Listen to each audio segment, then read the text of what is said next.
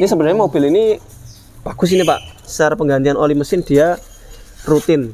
Cuman sayang untuk penggunaan radiatornya, air radiatornya dia tanpa menggunakan radiator coolant. Harusnya kan dia kan putih ya Pak ya. Ini kalau di sini ada hitamnya, ini airnya nyebrang nih Pak.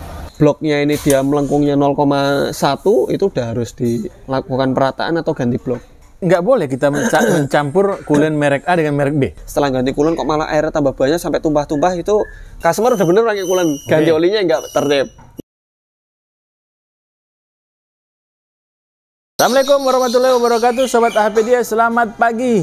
Sekarang kita sudah berada di bengkel AHA Motor. Kemarin kita jalan-jalan ke GK Auto bersama Mas Hardi, dan kali ini kita sudah ada lagi di kota Yogyakarta. Sobat AHPedia yang akan melakukan servis berkala atau servis ringan ataupun berat, matic, mesin, kaki-kaki, AC, silakan datang ke bengkel AHA Motor, tidak jauh dari pusat kota Yogyakarta. Nah, kali ini kita akan ngebahas apa dengan Mas Hardi. Nah, di sini mobil-mobil ada yang rawat inap berat, ada juga yang ringan. Ini dia, Mas Hardi. Assalamualaikum warahmatullahi wabarakatuh, Mas Hardi. Waalaikumsalam warahmatullahi wabarakatuh, Pak Taufik dan juga Sobat AHPedia. Apa kabarnya Pak? Alhamdulillah Mas Hardi. Senin, Selasa, cerah terus ya. Cerah semangat terus, ya kan? Iya. Nah, ini sempit amat Pak. Sempit amat ya. Mas Ya, Hardi, gimana Pak Taufik? kan kemarin kita ngebahas mobil yang ini ya, apa? Sludge ya. Oh ya, Yang berapa banyak yang sludge. Terus ada yang menyampaikan, terus bagaimana biar oli itu tetap bisa bersih, mesinnya bersih kayak gitu ya. Nah, ada nggak contoh yang bisa kita bagi ke Sobat AHPedia? Oh, ada mesin-mesin yang setelah dibongkar oleh Mas Hardi itu ternyata, wah keren ya gitu ya. Pincelong, tapi ya? kok tetap turun mesin? Oke. Sebenarnya ini ada mobil dua Pak. Ya. Kemarin itu kita juga habis bongkar Nissan Livina ya, itu masih bagus banget. Jadi dalamannya itu dia menggunakan oli, yang oli itu dia ganti secara rutin berkala, sesuai dengan rekomendasi dari bengkel ya. Kemudian ternyata dia harus turun mesin. Ternyata dia overheat kasusnya. Ini sama persis kayak yang di depan kita ini. Ini sebenarnya mobil ini bagus ini Pak. Secara penggantian oli mesin dia rutin. Tuh. Nah ini adalah contoh yang bagus ya. Jadi kalau kita biasa ngeliat yang gelap-gelap, nah kalau ini dia berwarna emas Pak. Nah ini berwarna keemasan, ini bagus nih. Jadi secara penggantian olinya mesin dia rutin. Cuman sayang untuk penggunaan radiatornya, air radiatornya dia tanpa menggunakan radiator coolant. Wah. Sehingga kalau kita lihat di area sini Pak, nah ini water jacketnya ini dia ada warna kuning juga. Sama kayak warna mesin, tapi ini kerak yang dihasilkan dari air ya Pak ya. Jadi air itu dia kalau pakai coolant itu mungkin keraknya nggak setebal dan separah ini, dan dia nggak gugur seperti ini. Ini seperti belerang kalau kita lihat ya. Kalau teman-teman lihat kayak belerang. Nah ini ternyata ini yang bikin nyumbat radiatornya. Jadi mobil ini radiatornya tersumbat sehingga mengakibatkan air tidak sirkulasi. Nah kalau air udah nggak sirkulasi, maka air yang panas dari mesin keluar ke radiator itu untuk kembali lagi ke mesin itu akan sangat kecil debitnya karena radiatornya tersumbat. Sehingga air segarnya yang masuk ke mesin nggak ada. Kayak gitu, bisa dibilang kurang lah ya. Bisa dibilang kurang, sehingga air yang ada di dalam water jacket ini yang harusnya masuk dari radiator itu dia tidak masuk. Sehingga yang terjadi di sini ada panas yang panas yang berlebih dan pemuaiannya yang tidak merata. Kalau kita bicarakan pemuaian ya di sini ini udah dibersihkan sebagian sama teman-teman ya. Tapi di sini kita bisa melihat ada perbedaan warna. Harusnya kan dia kan putih ya Pak ya. Iya, bersih-bersih ya. Ini kalau di sini ada hitamnya, ini airnya nyebrang Pak. Nah, jadi air ini dia masuk ke sini terus nyebrang ke sana. Kalau kita lihat bloknya mesin QR yang baru, itu kan dia kan ada celah ini Pak. Celah ada celahnya sekarang ya? Ada di dulu nggak ada ya? Yang QR lama itu enggak ada. Nah, tapi yang QR baru mesin T31 ini ada celahnya. Apa manfaatnya Mas? Nah, ini kemungkinan untuk air lewat Pak. Saya juga nggak tahu nih maksudnya profesornya apa. Kenapa yang lama kok nggak dibikin garis jembatan garis, ya? Sementara yang baru malah ada jembatannya. Nah, kalau efek kerugian dari model kayak gini Pak, itu biasanya ini akan lebih cepat keropos dan mengakibatkan tipis silinder ini Pak.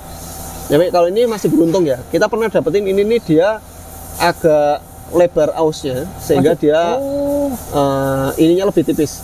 Jadi kemakan itu ya? Maka, nah itu kalau misalnya mau ditambah daging di sini, misalnya kan bisa ditambah daging Mas, ya bisa ditambah daging sini, tapi efek dari pengelasan kan mengakibatkan ini Pak, panas berlebih toh, tidak bulat. Akhirnya dia menjadi oval. Nah itu harus dislab ulang. Waduh. Cuman kan melakukan slab ulang ini kan tentu tidak seperti yang originalnya. Kayak gitu. Nah ini yang baru kelihatan, yang nggak kelihatan yang ini Pak. Nah ini saluran belerang, ini kayak belerang ya. Sobat media. Belerang. Ini karena nggak pakai coolant. Tidak menggunakan coolant. Kalau pakai coolant ya tetap ada, nggak separah ini. Tetap ada potensi, cuman tidak separah ini. Kalau pakai coolant itu kan besi-besi dan juga aluminiumnya kan lebih terlindungi.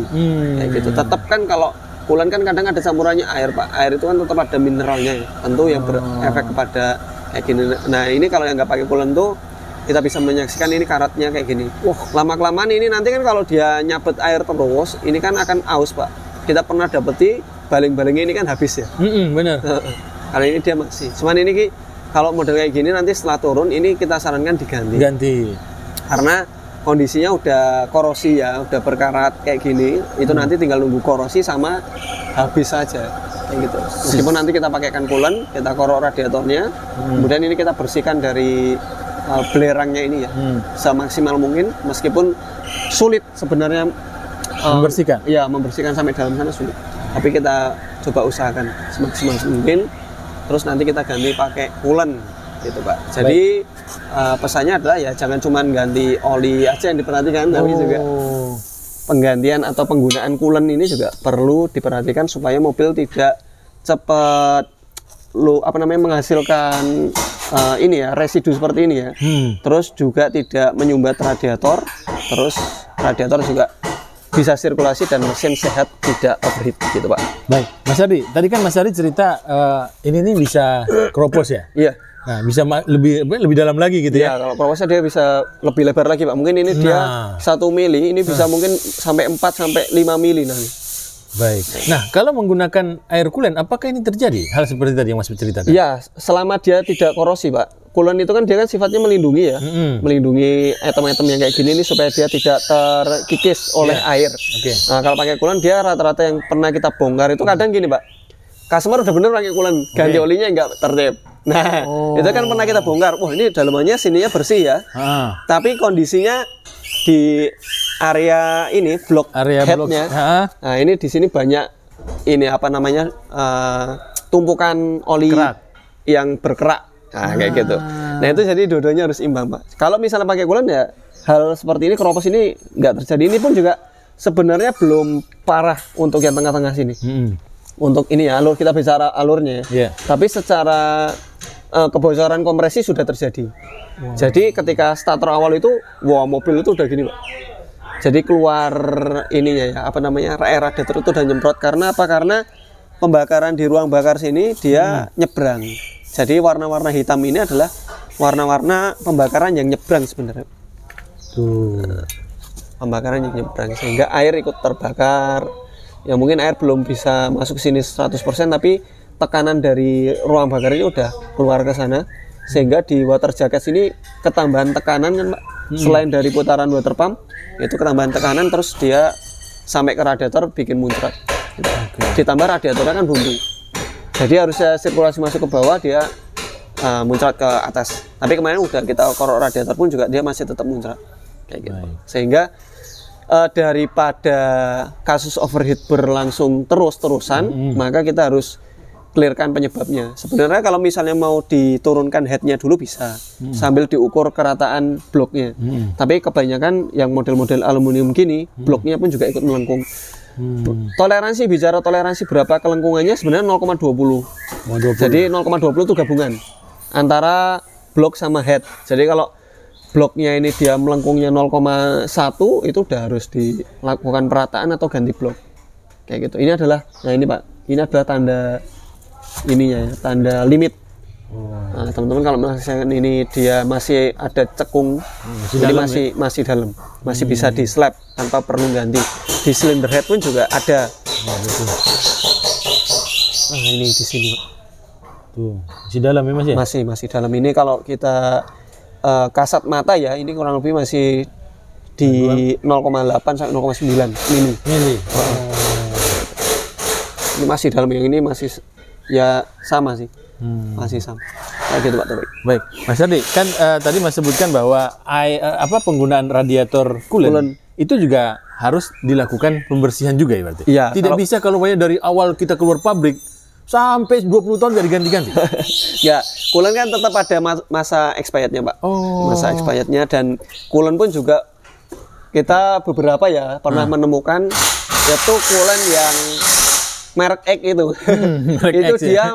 Memang menghasilkan ini Pak, apa namanya? Tumpukan itu apa Pak? Jadi ada residunya. Ada residunya dari coolant itu ya, mungkin karena dia sifatnya membersihkan juga kan Pak. Tentunya kan ada sisa-sisa yang kayak gini, kerak kayak gini yang dia ikut luruh. Nah, luruh itu kan tentu menjadi endapan. Nah, endapan itu dia akan menyumbat.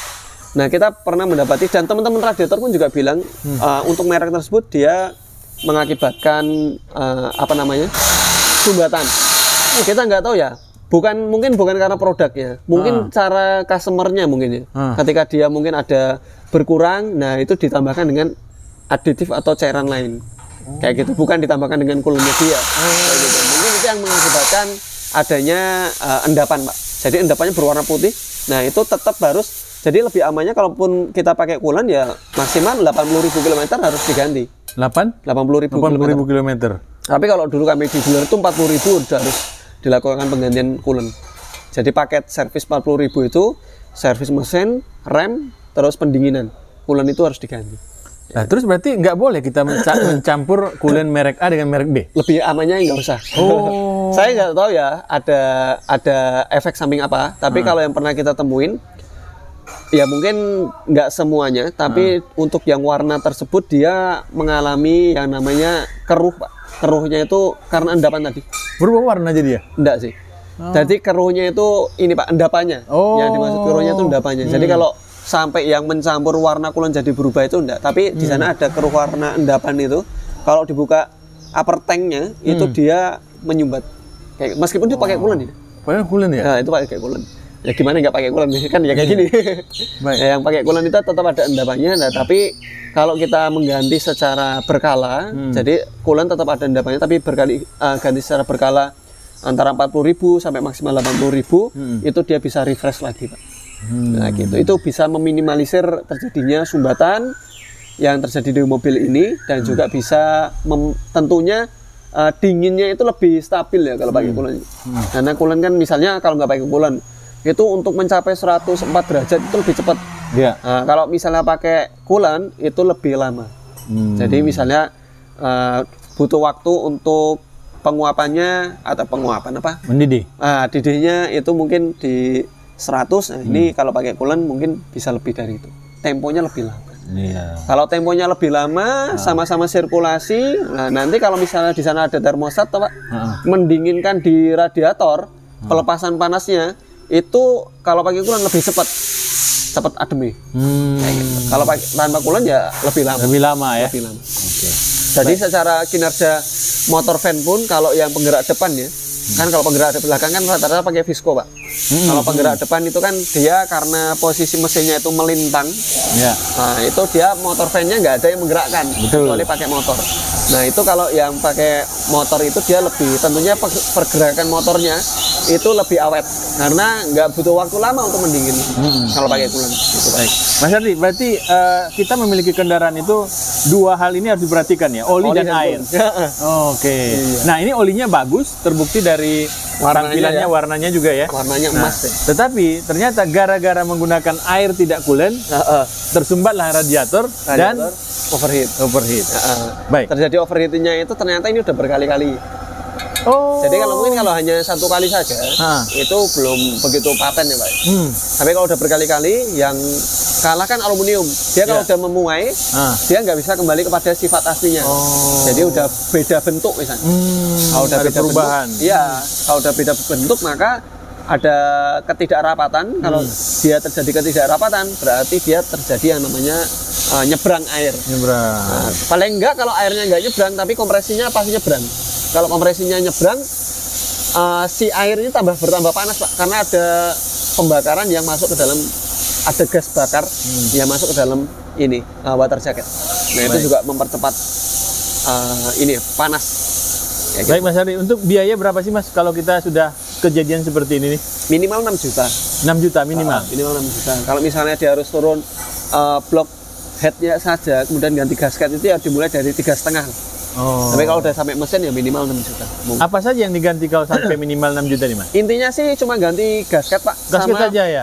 Perataan ini. Oh. Tapi slab, tentunya ya? ketika kita bongkar kayak gini kan sekalian pembersihan. Tentu seal klep ganti, seal crankshaft belakang diganti, seal crankshaft depan diganti. Oke.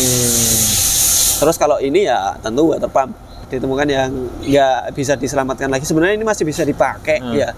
Cuman kalau teman-teman memilih ya, ketika sama-sama membongkar kayak gini, antara mengganti ini misalnya harganya 700 sampai 1,2 juta, dengan memending atau tidak mengganti ya mendingan diganti sekalian, ya? Karena prosesnya sekalian bongkar. Apalagi nanti kalau udah dipakai coolant Mas ya, ini kan bisa rontok-rontok ya? Betul. Nah, nanti coolant juga bersifat melindungi dari korosi ya Pak. Tentunya ada hal-hal yang sisa-sisa korosi seperti ini bisa luruh. Nah, kayak gitu. Kalau udah luruh, udah sifatnya kayak karbol ya. Dia udah merontokkan. Nah, kalau udah merontokkan, dia akan mengakibatkan si radiator ini tadi dapat supply dari residu ini, rontokan korosi ini, sisa dari rontokan korosi yang akan menyumbat. Jadi ya meskipun nggak cepat ya, tapi kan tentu hal tersebut bisa terjadi. Sehingga sekalian diganti. Apalagi kalau mobil-mobil yang water pumpnya ketanam di ini Pak, di mesin, kayak mesin-mesin seri VQ itu kan, itu water pumpnya ada di dalam mesin. Oh ya. Nah, terus nggak bisa diganti? Bisa diganti turun mesin biasa. Wah, harus turun mesin? Harus turun mesin. Karena mesin vacuum itu karena sebenarnya nggak harus turun mesin Mbak, tapi karena keterbatasan ruang gerak kunci, itu kan cover buka. Kita mau masukin kunci aja celahnya segini. Kita masukin kunci mungkin udah bisa dilepas, tapi cover timingnya belum tentu bisa dilepas. Wah. Nanti untuk pemasangannya misalnya pun bisa, cover timingnya mau dipasang kan harus sealer Pak. Nah, sealernya itu bisa mepet, bisa belum waktunya nempel udah keserempet, udah hilang ini sealernya. Kayak gitu, nanti malah terjadi kebocoran mesin ya. Jadi lebih amannya mesinnya diturunkan meskipun nggak overhaul. Jadi cuma bongkar cover timing aja untuk ngambil water pumpnya.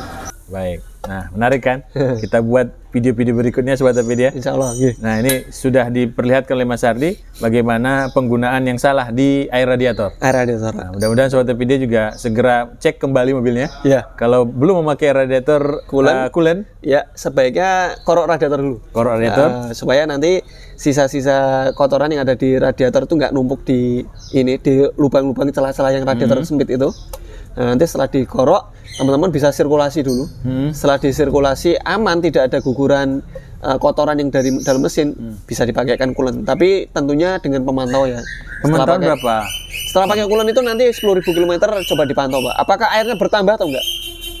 Jadi kan ketika mesin panas, airnya kok malah bertambah banyak sampai tumpah-tumpah, itu berarti ada sumbatan di radiator. Kayak gitu. Jadi itu harus diperhatikan. Setelah ganti coolant kok malah airnya tambah banyak sampai tumpah-tumpah, itu berarti ada sumbatan di radiator. Nah, karena coolant akhirnya dia menjadi runtuh toh Pak. Itu menjadi menyumbat. Berarti air radiatornya kurang tuh Mas. Kalau ya tentu, kalau dia sampai tumpah nanti ketika dia dingin, kalau teman-teman buka tutup radiatornya itu biasanya akan berkurang. Berarti harus dipantau terus ya? Iya dong, hati-hati. Makanya kalau sebelumnya pakai air biasa, kemudian mau pakai coolant, itu dikorok dulu radiatornya.